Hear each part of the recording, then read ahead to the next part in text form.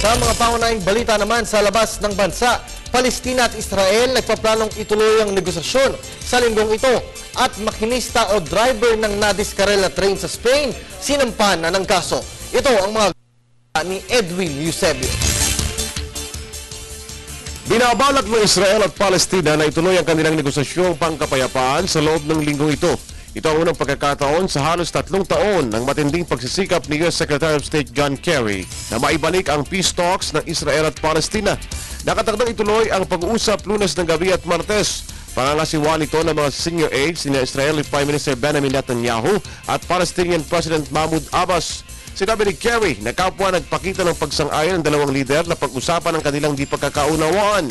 Naging malinaw ang pag-uusap ng aprubahan ng gabinete ng Israel ang pagpapalaya sa mahigit 100 bilanggong Palestinians. Samantala, inaasahang tutukuyin ng Amerika ang bagong embahador nito para sa Middle East peace process.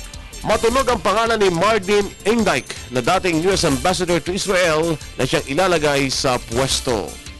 Pansamantalang pinalaya ang driver ng high-speed train na nadiskaril at nakapatay ng 79 na tao sa Spain. Ito ay habang nakabitin pa ang kasong reckless imprudence resulting in multiple homicides. Magugulitang nasa police custody na sa pulpa noong Huwebes si Francisco Garzon, 52 anyos na driver ng Spanish train.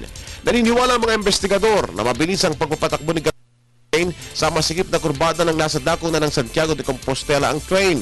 Ang examining magistrate na si Luis Alaez ang nagpataw ng 79 counts of homicide at ilang pang offenses laban kay Garzon.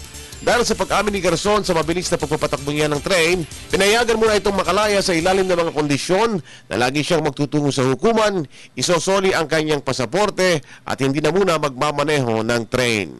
Para sa Telebisyon ng Bayan, Edwin Eusebio.